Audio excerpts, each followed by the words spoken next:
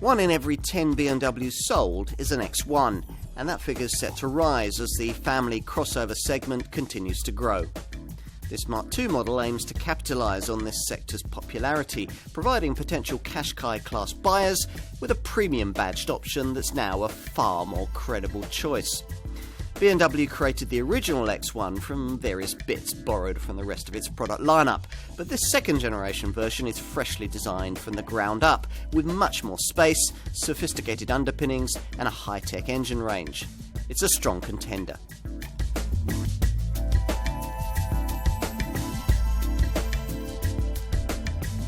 Today, it's hard to imagine a BMW lineup without an X-Series range of performance-minded SUV models. The Bavarian brand calls these sports activity vehicles, and they now account for over a fifth of the company's worldwide sales.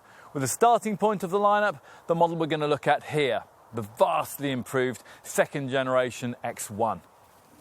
Clearly, this is a car provided to get customers onto the first rung of a ladder that the Munich maker hopes will lead on to ownership of larger and faster X3, X5 or even X6 models. But it's also there to give BMW something that its larger Audi Q5 size X3 design is too heavy and expensive to deliver, namely entry into the world's fastest growing automotive market segment, that for Qashqai-class crossovers. Such is the demand in this sector that even very average cars sell well here. And to be frank, the original first-generation version of this model was, well, very average. Based on an old fifth-generation version of BMW's 3 Series Touring Estate, it looked odd and had to carry around a rear-wheel drive platform that compromised the space and practicality that a car of this kind really ought to have. Importantly, though, it was one of the earliest arrivals in the segment, launched in 2009, only 2 years after the class-defining Nissan Qashqai first hit the market. As a result, over 800,000 examples of the original X1 were sold over a 6-year production run, as rivals played catch-up and tried to follow BMW's lead in spotting a market for a Qashqai-class car with a premium badge.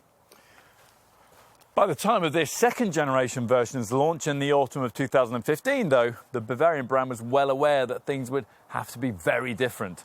By now, two key segment rivals, Audi's Q3 and Mercedes' GLA, were both well established and ready to tempt away potential X1 buyers. This Mark II model, they knew, would have to be vastly better than its predecessor to keep that pair at bay. Particularly as, for much the same money, potential buyers could also have the slightly larger and more capable mainstream branded RAV4 or Honda CR-V style compact SUV. BMW, though, had an ace to play: the high-tech UKL chassis created for its 2 Series 5-door models and the third-generation Mini hatch, providing the perfect platform for a considerably more sophisticated X1. This car is smarter, more efficient. Plus, we're told it's got better driving dynamics and much higher build quality. In short, it claims to have been rejuvenated. Time to try it.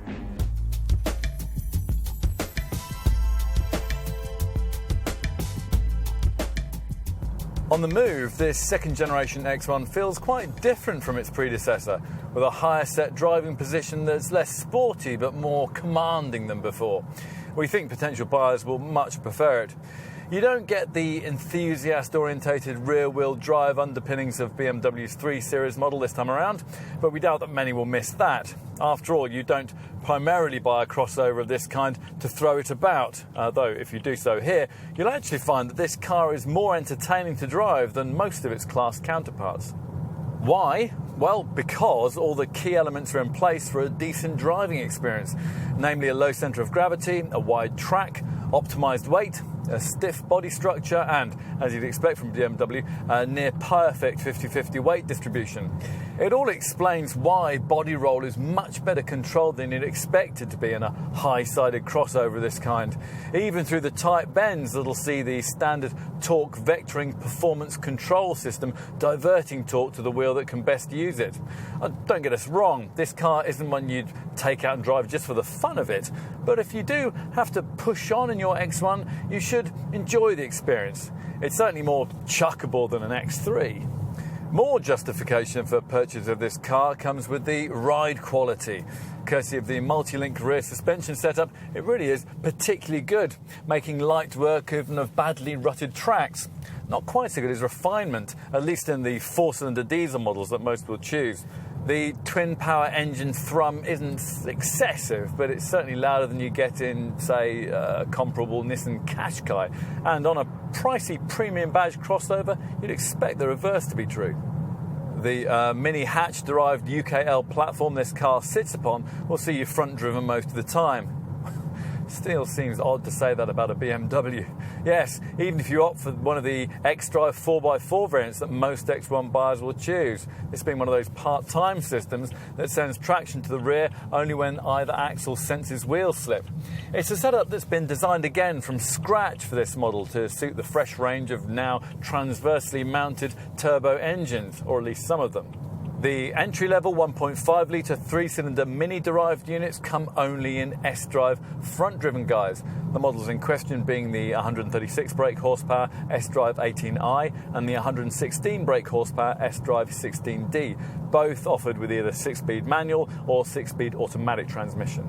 All the four-cylinder diesel models use BMW's usual 2-litre twin-power turbo engine, and the base version is also front-driven, the 150 brake horsepower S-Drive 18D. With this variant, though, you also get the alternative of the xDrive 4x4 system if you want it, an option which has no impact on performance that'll see you to 62 miles an hour in 9.2 seconds en route to 127 miles an hour. Here we're trying the volume xDrive 20D derivative, which uses the twin-powered diesel unit in a 190 brake horsepower state of tune, which is enough to boost torque from 330 to 400 newton meters, thereby sufficient to enable this variant to tow up to 2 tons should you need to. In an xDrive 20D X1, you'll make 62 miles an hour from rest in 7.6 seconds en route to 136 miles an hour if you're quick with a slick-shifting 6-speed manual gear stick. But should you want to go faster, there's a pokier 231 brake horsepower xDrive 25D variant that improves those figures to 6.6 seconds and 146 miles an hour. That xDrive 25D model is one of 2 X1 variants that come only in 8-speed automatic form. The other is the minority interest petrol-powered xDrive 20i derivative that offers 192 brake horsepower and can get to 62 miles an hour in 7.4 seconds en route to 139 miles an hour. We think that Steptronic auto gearbox, an option on other four-cylinder models, will be popular, which is one reason why we're trying it here in the sharper shifting sport guise. Made for BMW by the Japanese company Aisin, it features all the latest auto transmission technology, not only the usual steering wheel paddle shifters, but also predictive shift software that uses data from the sat-nav to predict in advance the optimal gear for every corner you come across. It's also been designed to work with a standard vehicle dynamic system now very familiar to BMW drivers, drive performance control, the rocker switch for which you'll find down here by the gear stick. If you're coming to this car from another premium brand, you're probably also familiar with this kind of thing. A setup that allows you to tweak the steering, the throttle and stability control system thresholds depending on the operating mode you select. Gear change times too if you specify the auto gearbox. Ignore drive performance control or select its most relaxed comfort or efficient Eco Pro settings, and the travelling experience in this car, although very comfortable, isn't especially memorable. Push the rocker switch forward though into sport and the reaction you get immediately feels keener and more alert, even including artificial blips as you downshift through the gears. There's also the further option of a fourth, even more focused Sport Plus mode, which BMW fits on X1 models that have either been specified with variable sport steering or the sharper shifting sport version of that auto gearbox I mentioned earlier.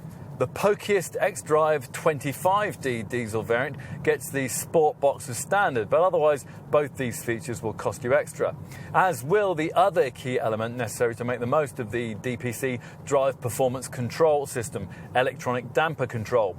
Working through the modes of the DPC setup, this allows you to tweak the ride to suit the mood you're in and the road you're on.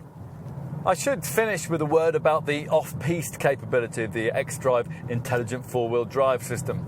As you might expect, given that this is a crossover rather than a fully fledged SUV, there isn't all that much. Still, the 183mm ride height and the modest 17.7 degree approach angle and 20.6 degree departure angle should be enough to deal with the steep, snowy driveways and muddy car parks that potential owners will want the xDrive system to be able to negotiate.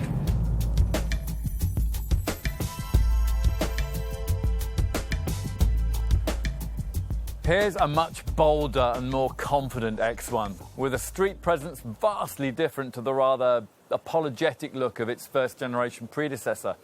That model was based on the rear-wheel drive underpinnings of an old BMW 3 Series touring estate, a hopelessly compromised starting point for what should have been a spacious and versatile crossover-class car.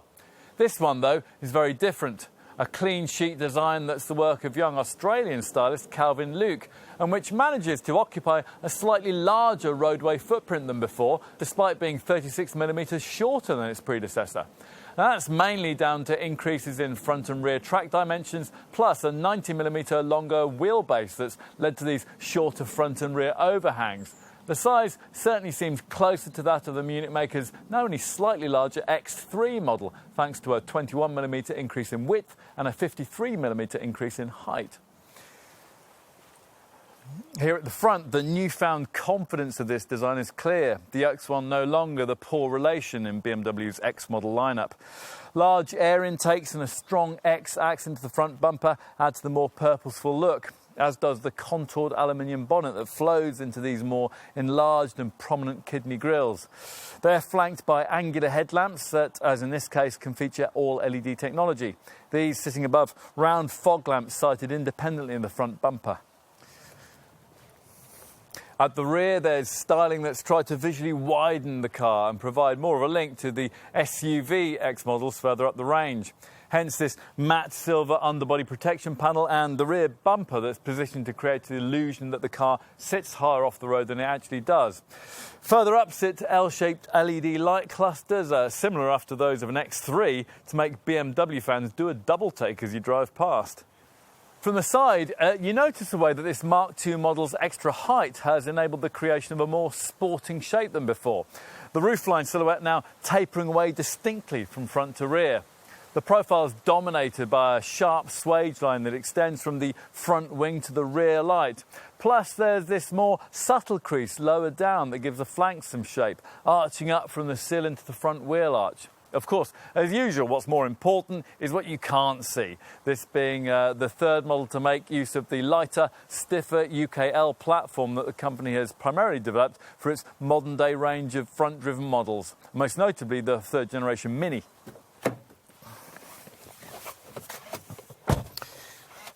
Time to take a seat up front, which is the area of this car that we think will really sell it to potential buyers.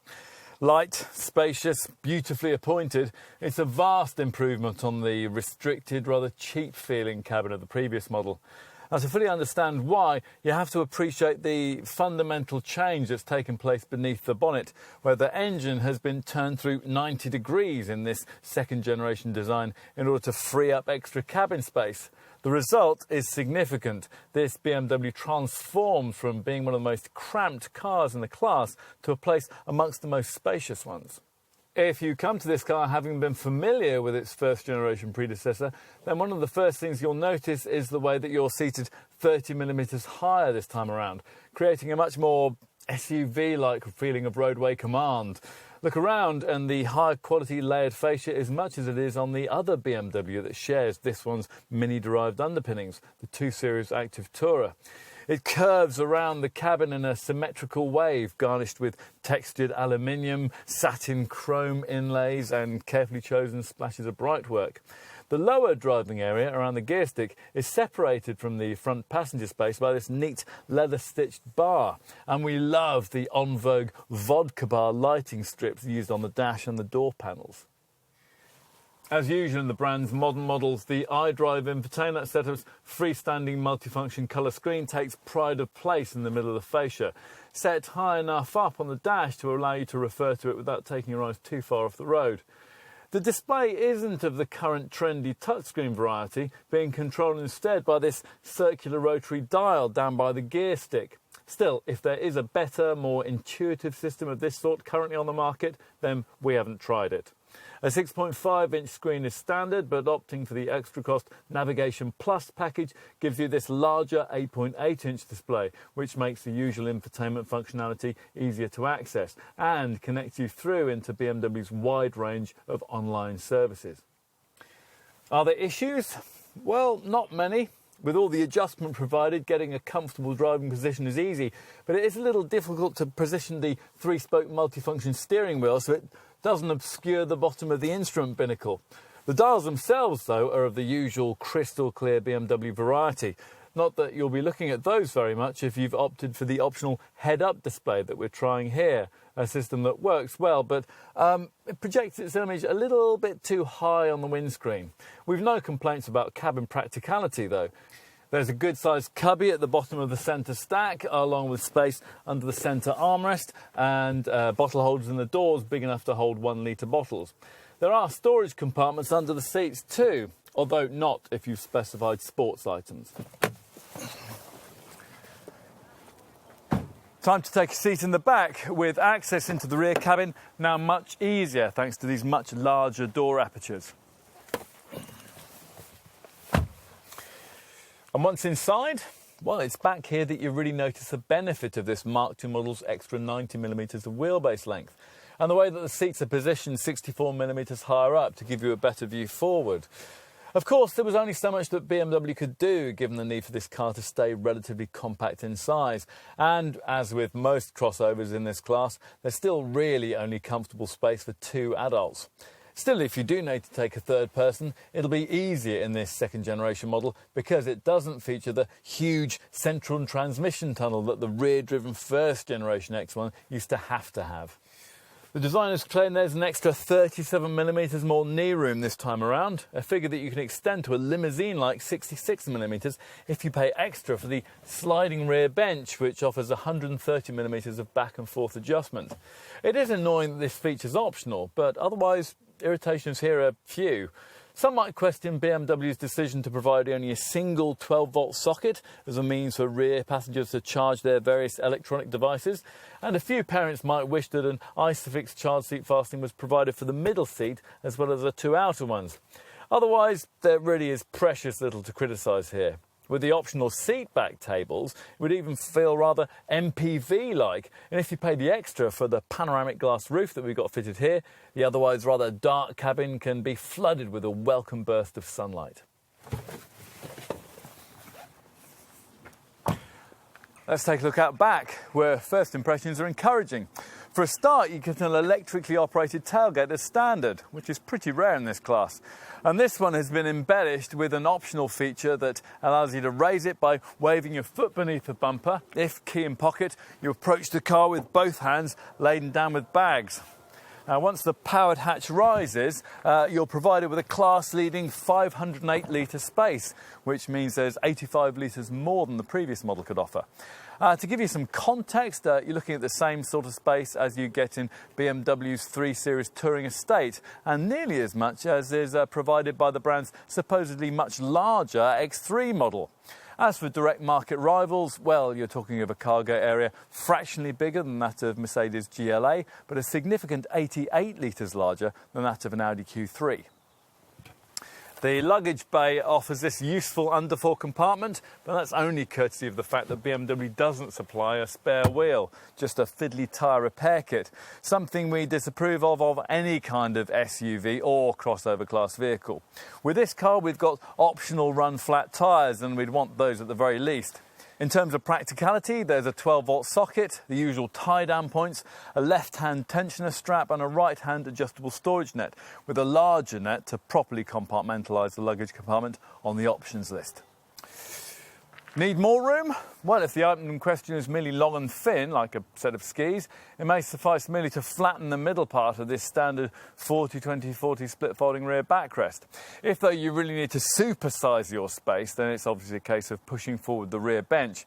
And if you've paid extra for the sliding back seat, this process is neatly activated by these cargo sidewall buttons, and once pressed, a 1,550 litre cargo area is revealed. Now that's a massive 200 litres more than the original version of this car could offer, and 50 litres more than you get from the kind of BMW 3 Series Touring Estate that's 194 millimetres longer in length.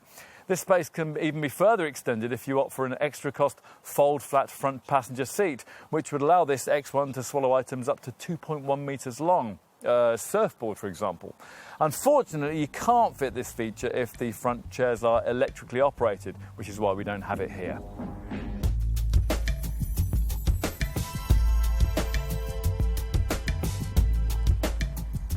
This second generation X1 range is priced between £27,000 and £36,000, with the mid-range xDrive 20D model that we're trying here, the one most buyers will want, needing a budget starting from just over £32,000. And that's about the same as you'd spend on a four-wheel drive 320D version of BMW's 3 Series Touring Estate.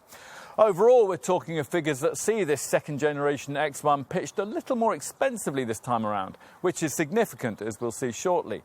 At the bottom of the range, BMW offers its three-cylinder mini-derived engines in the front-driven 136 brake horsepower S-Drive 18i and 116 brake horsepower S-Drive 16D models, with either 6-speed manual or automatic transmission. Here, though, we're going to focus on the four-cylinder units the range was initially launched with, these being the power plants that most customers want and the ones that can be ordered with four-wheel drive. The four-cylinder lineup is focused around BMW's familiar range of 2-litre twin-power diesel units, the starting point being a 150 brake horsepower 18D variant that can either be ordered in S-Drive front-driven form or for a £1,500 premium in X-Drive 4x4 guise.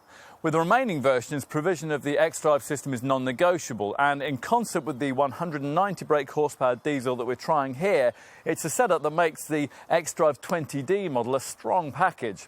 The 231 brake horsepower xDrive 25D version offers an even pokier alternative, and across the 2-litre diesel range, there's the usual £1,550 option of the company's 8-speed Steptronic automatic transmission. For the few buyers who'll be looking at fueling from the green pump, there's a single, automatic-only 192 brake horsepower xDrive 20i petrol variant. On to the value proposition all of that represents. I said the increase in X1 pricing was significant, and there are a number of reasons why. Well, for a start, that change has positioned this car much closer in price to its larger X3 stablemate, which might make some potential buyers stop and think, especially if they're people who might also be tempted by premium compact SUVs like Range Rover's Evoque and the Volvo XC60. Now, both these cars previously only interested X3 buyers, but now they're priced very comparably with this X1. Spec up a mainstream brand compact SUV like Toyota's RAV4 or Honda's CR-V, and it'll also be easy to find yourself paying X1 money. Although, to be fair, you would in return be getting yourself a slightly larger car.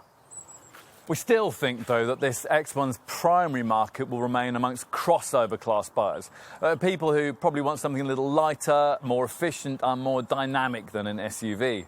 Some of these potential buyers will be people who maybe were looking at top-spec two-wheel drive diesel versions of mainstream branded models in this segment, like Nissan's Qashqai or Mazda's CX-5, and could now be attracted by the fact that for only around £1,500 more, they could get themselves into the premium badged world of X1 ownership in the form of that S-Drive 18D variant that I mentioned earlier. More probably, though, this BMW's real target market lies with people already considering the three other key premium branded models in the upper echelon of the family crossover segment. We're talking here of the Mercedes GLA, Audi's Q3 and the Lexus NX. The Lexus, because it's based primarily on petrol-electric hybrid power, won't be on too many people's lists, but it's a very good alternative to the xDrive 20i and 20D X1 models if you want something a bit different.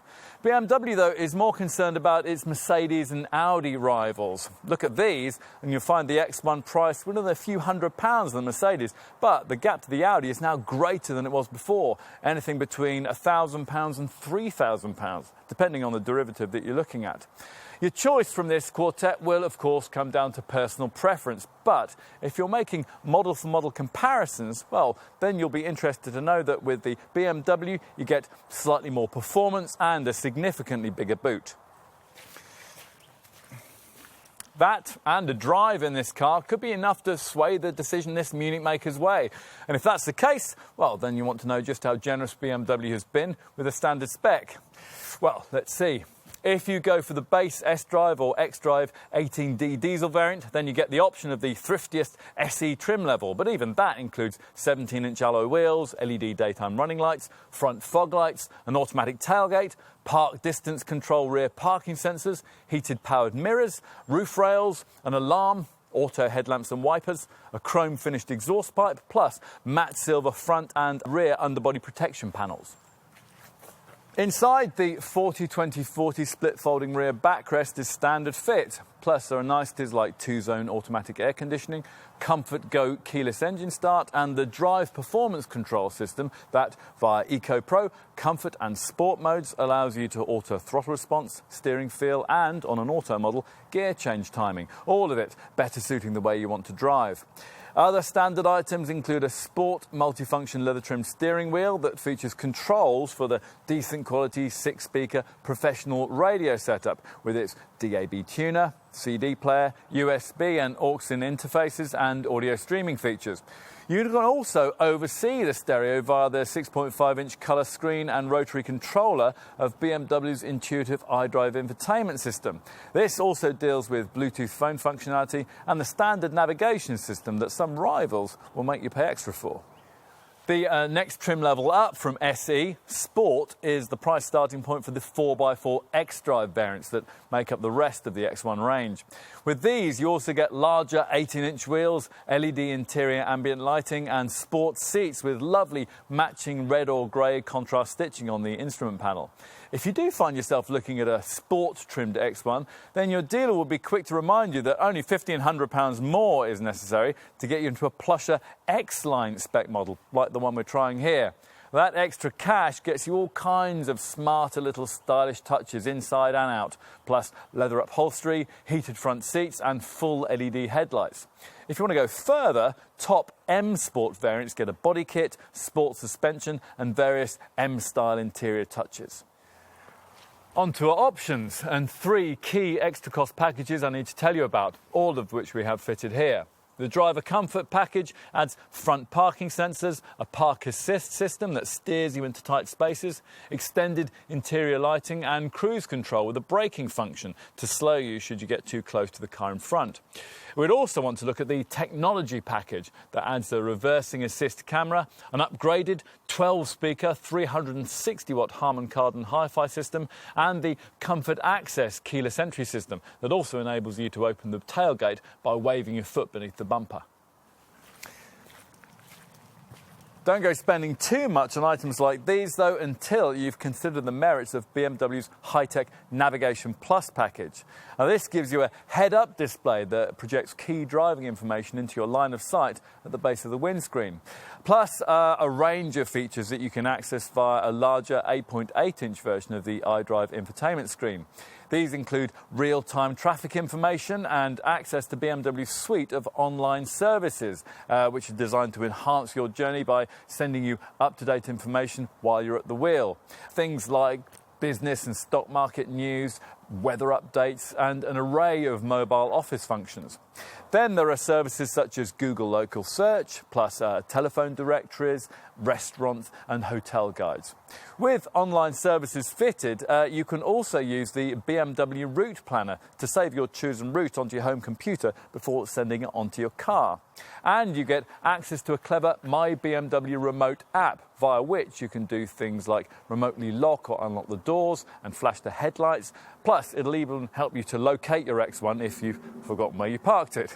Just about the only thing that Navigation Plus package doesn't include is internet access, and you're probably going to want to add that too. Of course, if you want to go further, there's plenty else on the options list to tempt you. If you're looking at an automatic X1, you may want to know that the sharper shifting sport transmission you get as standard on the top X-Drive 25D can be ordered as an option. With that package, BMW also includes an extra, more focused Sport Plus mode for the drive performance control vehicle dynamic system that I was talking about earlier. The other way to get that extra Sport Plus setting is to pay more for the optional variable sport steering package that increases assistance at lower speeds while firming things up at a cruise. Try it before you buy it though, as some people feel that this setup ruins the steering feedback. Another way of getting more from that DPC drive performance control system is to specify the optional EDC electronic damper control system that we've been trying here. Now this adds extra functionality to the DPC setup's modes, allowing you to tweak the ride quality to suit the road you're on and the mood you're in. It's a much better option than going for the firm, lowered M Sport suspension. Otherwise, it's really a case of the niceties your budget will allow. We'd really like the additional flexibility of this particular car's sliding rear bench, an extra that also gives you an electromechanical seatback folding mechanism. And we'd want the peace of mind of run-flat tyres and the extra interior class created by the brushed aluminium interior trim. Alternatively, there are optional interior finishes in oak, high-gloss black, or what BMW calls oxide silver. For the outside, you might want to look at a range of alloy wheel designs with rims up to 19 inches in size. Once you've sorted out the look and feel of your car, you could also consider things like the desirable panoramic glass sunroof, along with features like an auto-dimming rear-view mirror, power folding mirrors and electric seats. If you'd like to go further, you could tick boxes for items such as sun protection glass, a heated steering wheel and headlight washers. Practical options include a luggage compartment separating net, rear seatback folding tables, and provided you don't specify the electric seats that we have here, a fold flat front passenger seat, so this BMW could swallow longer items like a surfboard. Want to take even bigger items with you? Well, then you can order your X1 with preparation for a bike rack and with a factory-fitted tow bar featuring a removable ball head. Safety is, as you'd expect from BMW, well accounted for, hence this car's full house 5-star Euro NCAP safety rating. You'd expect the basics, twin front, side and curtain airbags, plus front and rear ISOFIX child seat fastenings, and the usual electronic assistance for traction and stability control, primarily DSC Plus stability control and DTC traction control. Plus there's a performance control system that suppresses understeer in tight turns that'll also see you experience extra traction from an electronic differential lock control system. There's plenty of braking peace of mind too, with the ABS system supplemented by fading compensation, CBC, cornering brake control, and a neat brake drying system that keeps the brake discs free of moisture in wet weather. Panic stops are aided by a brake assist system and are advertised to following motorists by dynamic brake lights that flash a bright warning. You also get a multi-collision braking function that, in the event of an impact, will keep brake pressure applied until you come to a complete stop. We should also mention that all variants get what BMW calls an active guard system, based around forward collision warning technology. At over 30 miles an hour, the vehicle scans the road ahead for potential accident hazards. And if one's detected, you'll be warned and the brakes preconditioned for maximum effectiveness. Now, should you be travelling at under 30 miles an hour and be not responding to a detected hazard, then the brakes will automatically be applied, reducing the severity of any resulting accident and hopefully alleviating it altogether. Other neat safety features fitted as standard across the range include an alertness assistant that monitors you for signs of drowsiness, a trailer stabilisation function that will stop trailer sway if you've got a trailer fitted, and hill start assistant to stop you from drifting backwards on uphill junctions. Best of all, we think, is the BMW emergency call with teleservices system, which in an accident can automatically alert the emergency services. And this system not only gives you more exact GPS location, but also provides recovery personnel with information on your speed at point of impact, how hard the seatbelts were pulled, how many airbags burst, and so on.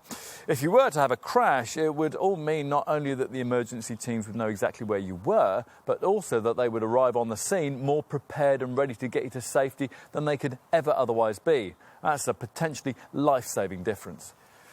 Want to go further? Well, a key option is what BMW calls its driving assistant pack, which gives you a whole range of extra camber-based safety features.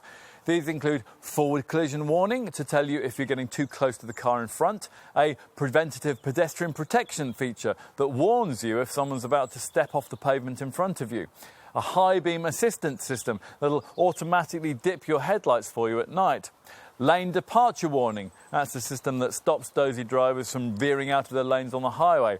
And a speed limit information setup that pictures speed signs as you pass them and then displays them for you on the dash.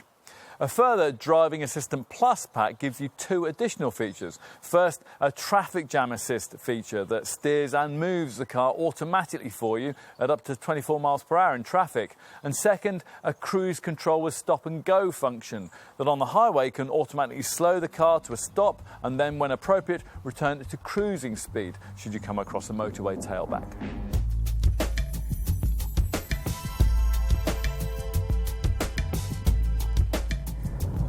Basing this second generation X1 on a mini hatch platform really ought to pay off when it comes to issues of efficiency. And sure enough, BMW is claiming a useful 17% improvement in fuel consumption and emissions across the range. This model's reduced weight should help here, with up to 135 kilograms trimmed from the previous model. I'll think about that for a moment. We're talking about a reduction equivalent to the saving you'd make if you asked your partner and your eldest child to get out and walk. The aluminium used for the bonnet and sections of the suspension helps here. Plus, there are big efficiency gains made with the intelligent four-wheel drive system in comparison to the original X1 model's X-Drive setup. That's due to lighter components and a clever electro-hydraulic multiplate clutch that's cut torque losses down by 30%. As usual with a car of this kind, this is a part-time 4x4 setup that keeps you front-driven most of the time to save energy and fuel, and only connecting in the back wheels when a lack of traction demands it. So far, so good. And when you add to all of this the usual benefits of BMW's clever, efficient dynamics technology, you've the potential for a particularly frugal set of running cost returns. The elements in the Efficient Dynamics package are these days copied by just about every other manufacturer in this segment, but the way that Munich maker has put them all together really seems to have hit the efficiency sweet spot. We're talking here of things like on-demand use of ancillary units, electric power steering, low rolling resistance tyres, brake energy regeneration, and an auto start-stop system to cut the engine when you don't need it, when you're either waiting at traffic or sitting at the lights. The Steptronic auto transmission also includes a coasting function that disconnects the engine at cruising speeds until you need it. I should also talk about aerodynamics, which inevitably play a key role when it comes to matters of efficiency. To that end, there's a sleek shape with smooth surfaced underbody panelling that creates a slippery 0.29 CD drag factor. This is also aided by neat design touches like the integral aero curtain, which uses 2 vertical air inlets in the front bumper to direct the airstream along the front wheels. Plus, there are clever air flaps behind the BMW kidney grille and in the lower cooling air intake that optimise the aerodynamic airflow around the engine. Of course, the driver must also play his or her part. So there's an optimum gear shift indicator on the dash and an Eco Pro mode that you can select in the drive performance control system that'll focus all of the car's systems on ultimate frugality. The extra economy created in that Eco Pro setting, BMW reckon it could be up to 20%, is fed back to the driver with in-car displays showing them additional number of miles achieved. Finally, there's also an Eco Pro route option in the navigation system that'll plot your journey in the most efficient manner. And the results of all this effort? Well, time for some detail on this car's class-leading returns. As we've said elsewhere in this film, BMW offers 3-cylinder petrol and diesel variants at the bottom of the range, with the S-Drive 16D diesel variant in particular likely to be a supremely tax-efficient choice. Here, though, we're going to focus on the 4-cylinder models that most customers will choose. In terms of these, the leading version when it comes to efficiency is inevitably the front-driven 150 brake horsepower S-Drive 18D diesel, which costs around 10% less to run than its four-wheel drive X-Drive 18D stablemate. Specifically, an S-Drive 18D returns 68.9 miles per gallon on the combined cycle and 109 grams per kilometre of CO2. But for the X-Drive 18D, the figures are 60.1 miles per gallon and 124 grams per kilometre. If you're looking at the 190 brake horsepower X-Drive 20D derivative that we're trying here, then you can expect 57.6 miles per gallon and 128 grams per kilometre of CO2. Or to put it another way, you can expect it to go around 5 miles further on every gallon than you would in a directly comparable Audi Q3. Plus, there's almost no efficiency downside if you want to opt for the extra power of the pokier 231 brake horsepower xDrive 25D X1 variant. This automatic-only model managing 56.5 miles per gallon and 132 grams per kilometre. The other automatic-only derivative in the range is the xDrive 20i petrol model, likely to suit lower mileage private buyers. Here you can expect 44.8 miles per gallon and 146 grams per kilometre of CO2. What else? Well, as usual with BMW, there's a condition-based service indicator on the dash to advise you when your car needs a garage visit. But new to me was the clever teleservices feature that comes as part of the BMW connected drive services you can access through the iDrive infotainment system. Via this, before each service appointment is due, your X1 can put in a teleservices call to your nominated BMW service centre, complete with detailed information on vehicle condition. You'll then get a call to arrange a service appointment, and that's something you'll have already budgeted for if, at the point of original purchase, you opted for one of the two fixed cost service inclusive or service inclusive plus packages, which cover you for 5 years or 50,000 miles. Onto the warranty package. BMW offers a warranty that lasts for 3 years, no matter how many miles you complete. As for insurance groups, well, you're looking at Group 25E or 26E for the S-Drive 18D, Group 30E for this X-Drive 20D, and Group 34E for the top X-Drive 25D variant. Those in search of petrol power will be looking at Group 31E for the X-Drive 20i.